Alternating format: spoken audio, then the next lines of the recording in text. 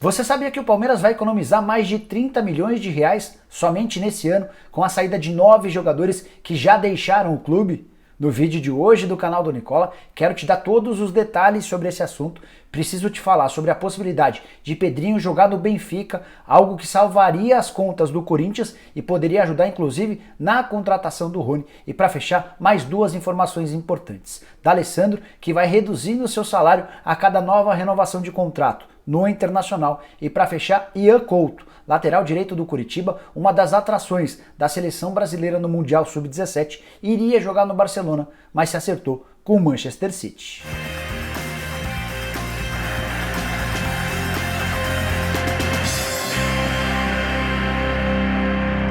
Fala aí pessoal, sou o Jorge Nicola, bem-vindo a mais um vídeo do meu canal e como tem um monte de informação, quero ir direto ao primeiro assunto, começando por Ian Couto, lateral direito do Curitiba, que está sendo contratado pelo Manchester City, na maior negociação da história do Curitiba. Fui o primeiro a revelar essa história, divulguei lá no meu blog, na noite dessa quarta-feira, um negócio de 9 milhões de euros, podendo chegar até 15 milhões de euros ou 70 milhões de reais. E o curioso é que o Ian Couto tinha negociações avançadas com o Barcelona, mas o Manchester City atropelou o Barcelona e acabou fechando com o jogador. O Ian e seu empresário, o Marcelo Robalinho, inclusive embarcaram na noite dessa quarta-feira de Guarulhos, em São Paulo, com destino a Manchester, onde o jogador vai passar por exames médicos e assinar esse contrato. De qualquer maneira, o Ian Couto fica no Brasil pelo menos até a metade do ano. Isso porque ele só tem 17 anos e a legislação exige que a transferência só aconteça depois que ele completar a maioridade. O Ian faz 18 anos de idade no dia 3 de junho, ou seja,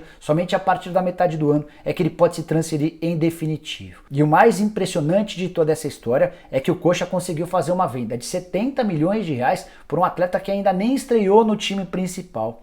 Tudo porque o Ian chamou demais a atenção durante a disputa do Mundial Sub-17. Na temporada passada, a seleção brasileira acabou campeã e por isso ele passou a ser destaque e observado por vários clubes grandes do futebol mundial. Além do Barcelona e do Manchester City, o Arsenal e o Leverkusen também haviam entrado em contato para tentar contratar o jogador. Para finalizar sobre o Ian Couto, quero te contar como é que foi fechado o acordo entre o City e o Curitiba. O time inglês se comprometeu a pagar 9 milhões de euros até metade do ano, que é quando ele se transfere para a Inglaterra. Outros 6 milhões de euros serão pagos como bônus, de acordo com o desempenho do jogador. Então tem uma série de cláusulas no contrato que vão garantindo bonificações ao Curitiba caso sejam alcançadas, como por exemplo, o número de jogos disputados pelo time principal, convocações para a seleção brasileira, entre outras coisas. Quero falar agora sobre D'Alessandro, que é o capitão do Internacional e tem um início de temporada bem bacana, com direito a gols nos 2 primeiros jogos, assistências e deixando uma ótima impressão. E esse é o tipo do líder dos mais positivos. Você quer uma prova? Em determinado momento o D'Alessandro chegou a ter, no Internacional, um salário de 1 milhão de reais. Foi até por isso, diante do momento de dificuldade do Inter, que ele acabou sendo emprestado por River Plate. Depois ele volta para o Inter, entende a dificuldade financeira do clube e aceita um salário de 800 mil reais. Com o tempo, o D'Alessandro foi ficando mais velho e foi perdendo um pouco da importância dele dentro de campo, embora fora de campo ele continue sendo extremamente importante por causa dos exemplos e da liderança dentro do vestiário. O penúltimo contrato assinado pelo D'Alessandro teve uma enorme redução salarial. Você lembra que eu falei dos 800 mil mensais? Pois saiba que ele recebeu na temporada passada 400 mil por mês. E a decisão sobre a permanência ou não do D'Alessandro para 2020 foi única e exclusiva do D'Alessandro. A diretoria do Internacional permitiu a ele escolher se ficaria ou não. Se ele decidisse encerrar a carreira, o Inter promoveria um baita jogo de despedida para alguém super importante com enorme história. O D'Alessandro, a pedido do Eduardo Cudê, técnico argentino com quem ele já havia jogado lá atrás no River Plate, decidiu permanecer no Inter. E de acordo com o que me contou um dirigente do Internacional, aceitou reduzir ainda mais seu salário para a atual temporada. Não dá para dizer que ele reduziu pela metade, como foi da última vez, mas seu atual contrato é menor do que os 400 mil reais mensais, com direito a alguns bônus por participação. O Dali está com 38 anos de idade e deve se aposentar no fim dessa temporada, depois de ajudar no processo de integração do Eduardo Cudê ao Internacional. E com a camisa colorada ele tem números impressionantes. Com o jogo dessa quarta-feira, ele chegou a 468 partidas e 89 gols marcados. Quero falar agora sobre o Pedrinho, meio atacante do Corinthians, que pode salvar as contas do clube e de lambuja ainda garantir mais 2 reforços ao timão.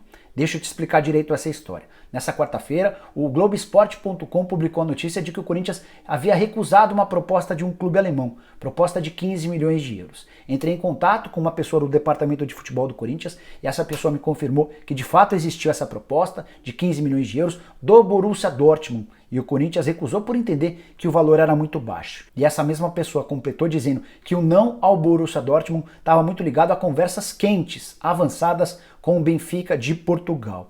A ideia do Corinthians e do Juliano Bertolucci, que é o empresário que representa o Pedrinho em território europeu, é conseguir do time português uma oferta de 20 milhões de euros, ou 92 milhões de reais. Se o Benfica se comprometer a pagar essa grana, haverá negócio e o Pedrinho será vendido nas próximas horas. Há pressa por conta desse negócio, até porque a janela de transferências em Portugal termina no dia 2, ou seja, na noite de domingo. É bem vantagem que a janela portuguesa termina 2 dias depois das janelas dos principais campeonatos europeus. Por exemplo, Espanha e Inglaterra vêm sua janela fechar nessa sexta-feira. O negócio entre o Corinthians e o Benfica parece estar tão quente que o André Sanches, que curtia férias ao lado do Ronaldo Fenômeno na Espanha, desembarcou na noite dessa quarta-feira em Lisboa, possivelmente para se encontrar com o Juliano Bertolucci e com os representantes do Benfica para tentar um acordo. Vale lembrar que o Timão é dono de 70% dos direitos econômicos e o Will Dantas é dono de outros 30%. O Will é empresário do Pedrinho há bastante tempo. Você vai lembrar que agora há pouco eu disse que o Pedrinho podia salvar as contas do clube.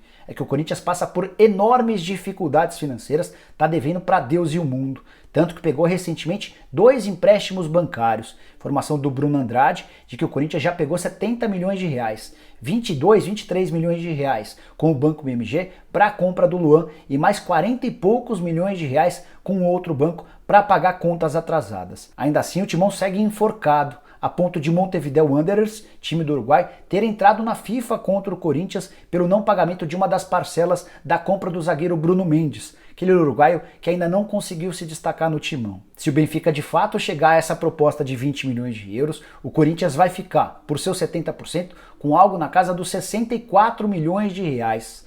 Certamente um baita alívio para tanta dificuldade financeira.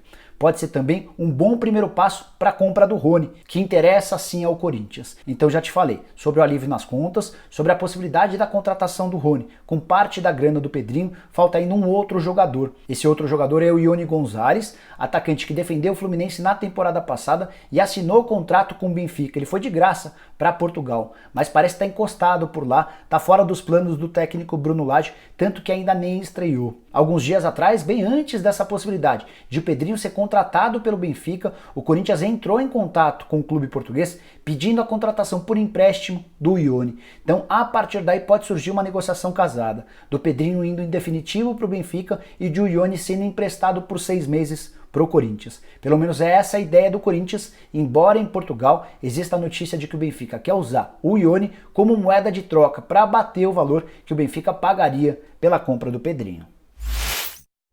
Para fechar o vídeo, eu quero falar sobre a enorme economia que o Palmeiras terá a partir da grande limpeza que fez no seu elenco profissional. Nos últimos dias, 9 jogadores do time da temporada passada deixaram o Palmeiras, todos do elenco principal, assegurando uma economia de mais ou menos 2,5 milhões de reais por mês. Se a gente multiplicar isso por toda uma temporada, incluindo o 13º, a gente vai chegar ao valor de 32,5 milhões de reais de economia no Palmeiras somente na temporada de 2020. Quais são esses jogadores e quanto cada um ganhava? Vou te passar a lista a partir de agora.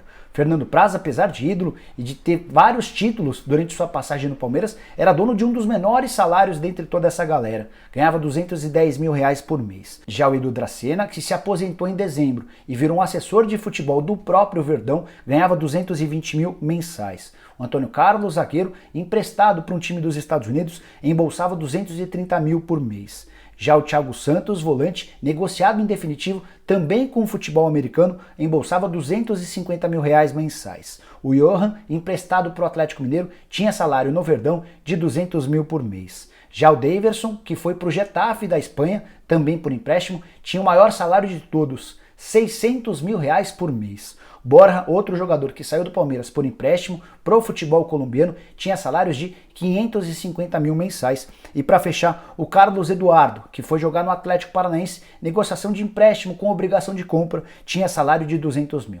Tá faltando um único jogador para completar a lista dos 9 atletas. Esse jogador é o Henrique Dourado, que veio emprestado de um time chinês para o Palmeiras, mas não dá para colocá-lo nessa relação de salários gastos pelo Palmeiras, porque o Verdão não gastava absolutamente nada com o Henrique Dourado. Todos os seus salários eram pagos pelo time chinês. Somando toda essa galera, a gente chega ao valor de R$ 2.460.000. Fiz o arredondamento para cima, uma economia de R$ 2,5 milhões de reais. Quero te dizer que esse processo de saída de jogadores e diminuição da folha salarial fazia parte de uma cartilha de 7 itens que eu cheguei a divulgar aqui no meu canal. Vou até deixar o link para você que não acompanhou esse vídeo. Essa cartilha tinha como primeiro item, como primeiro objetivo, vender jogadores. O segundo, reduzir a folha salarial. O terceiro falava em reduzir o elenco. E o quarto, em aproveitamento da base. Com a saída de toda essa galera, vários jogadores que eram da base e que não tinham espaço passaram a ser aproveitados e têm dado conta do recado, tanto que o desempenho do Palmeiras, tanto na Florida Cup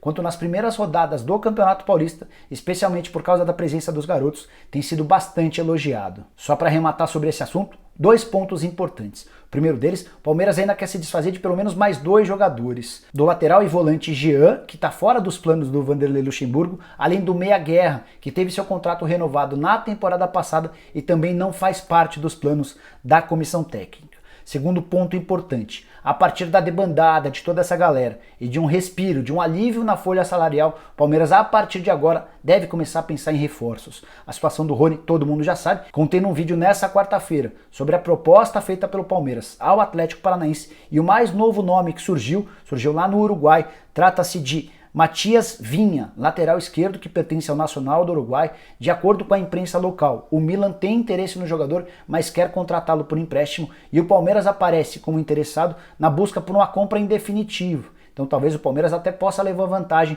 nessa queda de braço com o time italiano. De qualquer maneira, as dificuldades financeiras encontradas pelo Palmeiras em 2019 devem ser bastante reduzidas a partir de tantas mudanças e do enxugamento da folha salarial do Verdão.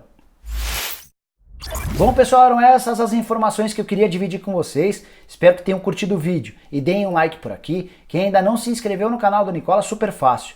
Só apertar esse botão vermelho de inscreva-se. Aproveita e aperta também o sininho, porque a partir daí você passa a ser notificado toda vez que eu fizer vídeo novo ou live. Tô devendo live, vou voltar a fazer com mais frequência. Quem tem Instagram, me segue lá, @JorgeNicola. E para fechar, gostaria que você usasse o espaço para comentários para deixar sua opinião a respeito das coisas que eu falei no vídeo, para deixar uma sugestão de algo que você gostaria de ver em vídeo aqui no canal do Nicola, além de comentar da maneira como você quiser, sempre, é claro, com educação. Beleza? A gente se vê numa próxima. Até!